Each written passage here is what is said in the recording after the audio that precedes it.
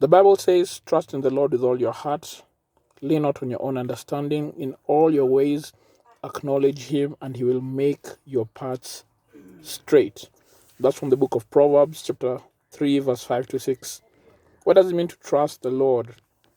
If you're a follower of Jesus Christ, you are aware that God's plan for your life, according to Romans 12, verse 2, is good, pleasing, and perfect. That the plans of God are not against us, they are for us. The plans of God are not to harm us, they are for our own good, he says in Jeremiah 29:11. However, many believers struggle to trust God because they want God to do things their way.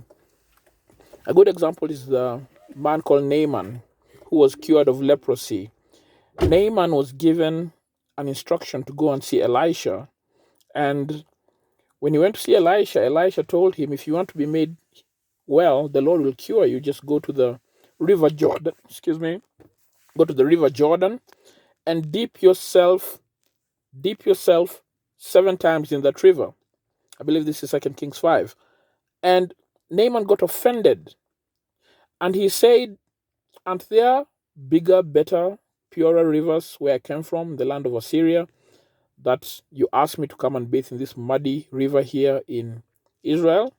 And because of his being offended, he left, still with his leprosy. His servants managed to talk to him and told him, hey, if the prophet Elisha had told you to do something great, something fantastic, gave you a huge task, a big feat in order for you to receive your healing, would you have done it? And Naaman said, yeah, of course I would have done it. Then why not do this small thing? They persuaded him.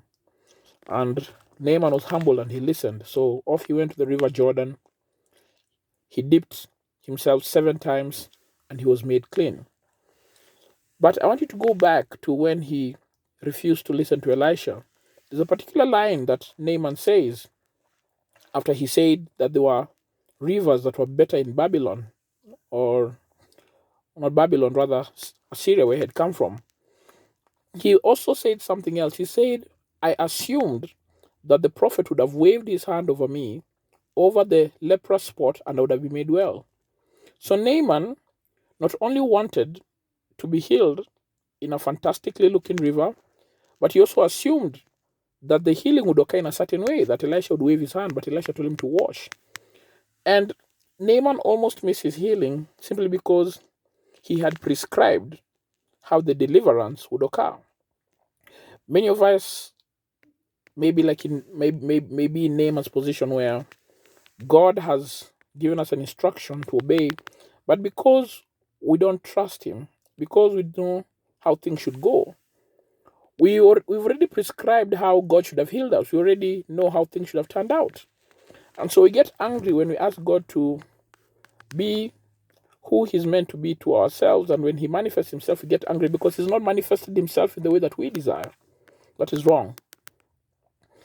You cannot be on the surgery table and then tell the surgeon how to do the work. You cannot be on the table being treated, then tell the doctor how to treat you. You are not the doctor, he is. And trusting in the Lord involves humility, that you admit that, one, you don't have the answers. Secondly, you don't know what to do. God does know. When the doctor tells you to lie down and he pulls out whatever equipment, you don't start instructing him, telling him, you should have done this, you should have done this. When God asks you to wait on him and trust him, you don't start telling him, oh God, you should have done this when I was this, you should have done this, I should have been married by this time, this should have happened, this should have been the script. God, you failed. Well, for starters, you are not the surgeon, you are not God. Humble yourself. The Bible says God opposes the proud, gives grace to the humble. Trusting the Lord is not just a matter of believing in his ability. It is also stepping back, handing him over the wheel, and telling him, you're in control, not me. Trust in the Lord with all your heart. Lean not on your own understanding. In all your ways acknowledge him. He'll make your path straight. I hope, like Naaman in the book of 2 Kings 5, you could also humble yourself and eventually dip yourself in the river. God bless you.